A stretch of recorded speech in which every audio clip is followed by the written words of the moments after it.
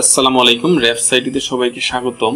তো আমাদের আজকের যে ক্লাস, সেই ক্লাসের টপিকস হচ্ছে রিপেয়ারিং বিজনেসটা শুরু করার জন্য কি কি লাগে। অর্থাৎ আপনি যখন একটা রিপেয়ারিং বিজনেস শুরু করবেন, সেই বিজনেসের জন্য আপনার কোন কোন জিনিস দরকার। তো আমি আসলে আমার এই কোর্স যে সকল স্টুডেন্টরা এনরোল করে বা যে সকল উদ্যোক্তারা আমার এই কোর্সে আসে, তাদের সবাইকে আমি সাজেস্ট করি একটা ব্যাপার, যে আসলে সার্ভিসিংয়ের জন্য প্রচুর পরিমাণে টুলসের প্রয়োজন হয় না। আপনি যদি দামি টুলস নিতে চান, দামি টুলসের কিন্তু কোনো অভাব নেই। অর্থাৎ এমনও সার্ভিসিং ল্যাব ক্রিয়েট করা সম্ভব যেখানে 4 থেকে 5 লক্ষ টাকা শুধু টুলসই আছে। কিন্তু আমরা যেহেতু অল্প বিনিয়োগে ম্যাক্সিমাম মানুষকে সাপোর্ট দেওয়ার চেষ্টা করব, সেহেতু আমাদের যে জিনিসগুলো লাগবে সেই জিনিসগুলো নিয়ে আমরা প্রাথমিক অবস্থায় শুরু করব। পরবর্তীতে যখন আমাদের সার্ভিস কোয়ালিটি বেটার হবে এবং আমার কাছে মনে হবে যে আমার আরও অনেক কিছু অ্যাড করার প্রয়োজন আমার ডিমান্ড অনুযায়ী, তখন কিন্তু আমরা চাইলে আমাদের ল্যাবটাকে বা সার্ভিসিং ডেস্কটাকে আমরা ইমপ্রুভ করতে পারবো। কিন্তু প্রথম অবস্থায় প্রচুর পরিমাণে বিনিয়োগ করে আসলে আপনার ল্যাপটপ বা ডেস্কটপ সার্ভিসিং ল্যাব ক্রিয়েট করার কোনো মানে নাই। আপনি শুরুটা করবেন অল্প থেকে, যেগুলা না নিলেই না সেগুলা দিয়ে, এবং ইন ফিউচারে বা পরবর্তীতে আপনি স্টেপ বাই স্টেপ বাকি যেগুলো প্রয়োজন সেগুলো নেবেন। তার মানে আপনার প্রথমে লাগবে একটা সার্ভিসিং ডেস্ক। তারপরের যে ব্যাপারটা, রিপেয়ারিং এবং মেনটেনেন্স করার জন্য একটা সফটওয়্যার লাগবে। সফটওয়্যারটা কীরকম? ধরেন আপনার দোকানে কেউ গিগাবাইটের 81-এর একটা মাদারবোর্ড রেখে গেল। এখন এই মাদারবোর্ডটা যদি সে রেখে যায়, সেই মোডটা যে আপনি ওনার কাছ থেকে রিসিভ করছেন, তাকে কিন্তু আপনাকে কি দিতে হবে? একটা রিসিভিং কপি দিতে হবে যে আপনি এই জিনিসটা ওনার কাছ থেকে রিসিভ করছেন। এখন ওই রিসিভিং কপিটা যে আপনি দিবেন, সেটা যদি এরকম হয় যে ওই রিসিভিং কপির মধ্যে একটা ইউনিক আইডি থাকবে, যে আইডিটা দিয়ে উনি বাসায় বসে থেকে অনলাইনে ওনার যেই ডেস্কটপটা এটা কি রিপেয়ার হয়েছে কিনা বা কোন কন্ডিশনে আছে সেই জিনিসটা খুব ইজিলি চেক করতে পারে, তাহলে কিন্তু ব্যাপারটা খুব সুন্দর হয়। তো এই জন্য এই কোর্সের সাথে আমরা স্টুডেন্টদেরকে একটা রিপেয়ারিং বা মেনটেনেন্স সফটওয়্যারের সাথে পরিচয় করিয়ে দিব, এবং আমরা এরকম একটা মেনটেনেন্স সফটওয়্যার ওনাদেরকে দিয়ে দেব, যাতে করে উনি এই সফটওয়্যারের মাধ্যমে ওনার যত কাস্টমার আছে সেই কাস্টমারদেরকে উনি ম্যানেজ করতে পারে। অর্থাৎ ওরা যে প্রোডাক্টগুলা সার্ভিসিংয়ের জন্য নিয়ে আসবে সেগুলোর একটা প্রপার ট্র্যাকিং থাকে, এবং সেই ট্র্যাকিং অনুযায়ী ওদেরকে সাপোর্ট দেওয়া যায়।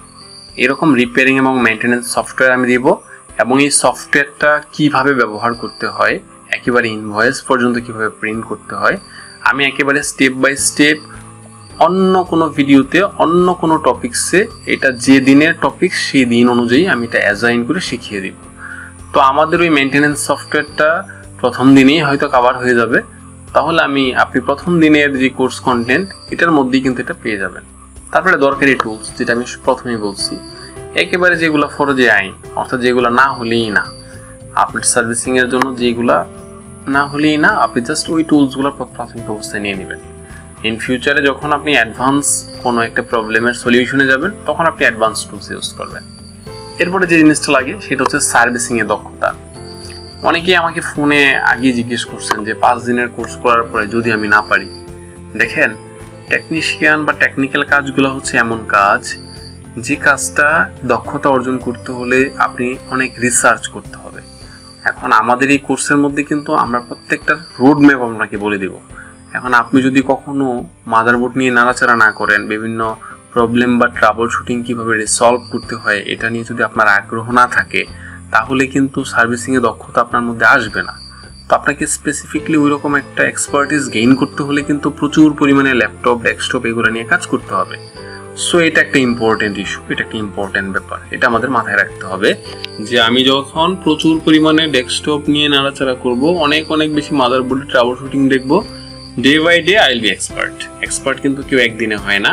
দেখা গেছে যে আপনি এমন কিছু ট্রাবল শুটিং পাইছেন যেটার সমাধান আমারই কোর্সে ছিল না, কিন্তু আপনি নিজেই ইনভেন্ট করছেন, নিজেই তৈরি করছেন, তখন কিন্তু এটা একটা অন্যরকম অনুভূতি যে আসলে আপনি কাজটা জানার কারণে আপনি আপনার দক্ষতার সাথে চেষ্টাকে যোগ করে বেটার একটা সার্ভিস দিচ্ছেন। এরপরের যে ব্যাপারটা, বেস্ট কাস্টমার সাপোর্ট। দোকান গ্রামে হোক আর শহরে হোক, আপনি যদি কাস্টমারের সাথে রিলেশন ভালো রাখতে পারেন, তাহলে আপনার বিজনেসের কখনই অভাব হবে না। অর্থাৎ একটা মানুষ যখন কোনো একটা প্রবলেম নিয়ে আসবে, সেই প্রবলেমটার একটা বেস্ট সলিউশন আপনি তাকে দিবেন, এবং একটা ফলো আপ দিবেন। ধরেন কেউ আপনার কাছ থেকে একটা পিসি কিনে নিয়ে গেল, নিয়ে যাওয়ার পরে আপনার কাছে ইনভয়েসে তো নাম্বারটা থাকবে। আপনি 6 মাস পরে প্রয়োজনে একটু ফোন দিয়ে জিজ্ঞেস করতে পারেন যে আপনি যে আমাদের কাছ থেকে পিসিটা নিয়েছিলেন সেই পিসিটাতে কি আসলে কোনো ট্রাবল শুটিং আছে কিনা বা কোনো প্রবলেম আছে কিনা। এখন এই যে আপনি একটা ফোন দিলেন, হয়তো 1 মিনিট 2 মিনিট কথা বললেন, ট্রাস্ট মি, ইন ফিউচারে সে যদি পিসি রিলেটেড কোনো কিছু কিনে, তার যে নিউরন মস্তিষ্কের অংশের মধ্যে সবার আগে কিন্তু নক করবে আপনার নাম। কারণ কি? আপনি তাকে ভ্যালু দিচ্ছেন, মূল্য দিচ্ছেন, তার সাথে কমিউনিকেশন মেনটেন করছেন, যেটাকে আমরা বলি স্ট্রং মার্কেটিং। হ্যাঁ, এই মার্কেটিং এর মাধ্যমে কিন্তু আপনি তাকে সাপোর্টও দিচ্ছেন, সেজন্য পরবর্তী সেলসটা আশা করা যায় এটা আপনারই হবে। তারপর হচ্ছে digital marketing. Strong digital marketing means হচ্ছে আপনি যে শুধু ভালো কাজ জানেন সেটা জানলেই হবে না, সেটা কিন্তু আপনাকে সবাইকে জানাইতে হবে। আপনি যেটা করবেন, আপনি ফেসবুক পেজ, ইউটিউব, নিজস্ব ওয়েবসাইটের মাধ্যমে, এবং আপনার তো নিজের একটা দোকান থাকবেই, সবকিছুর সমন্বয়ে আপনি আপনার বিজনেসটাকে প্রমোট করবেন। আর প্রচারই হচ্ছে প্রসার। যদি আপনি প্রচার করতে পারেন তাহলেই আপনার বিজনেসটা সবাই জানবে। এই হচ্ছে রিপেয়ারিং বিজনেসের মোটামুটি খুঁটিনাটি। এই জিনিসগুলো হলেই আপনি মোটামুটি শুরু করতে পারবেন অল্প বিনিয়োগে। তো ঠিক আছে, আমাদের প্রথম ক্লাসের প্রথম দিনের যে টপিকসগুলো, সেই টপিক্সের স্টেপ বাই স্টেপ ধাপে আজকে টপিক্সে মোটামুটি আপনাদের রিলেভেন্ট যেই রিপেয়ারিং বিজনেসের যা যা প্রয়োজন সেগুলো নিয়ে কথা বললাম।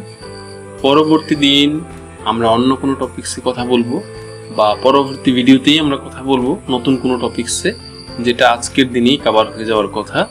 তো সেই পর্যন্ত ইনশাআল্লাহ ভালো থাকেন। আল্লাহ হাফেজ।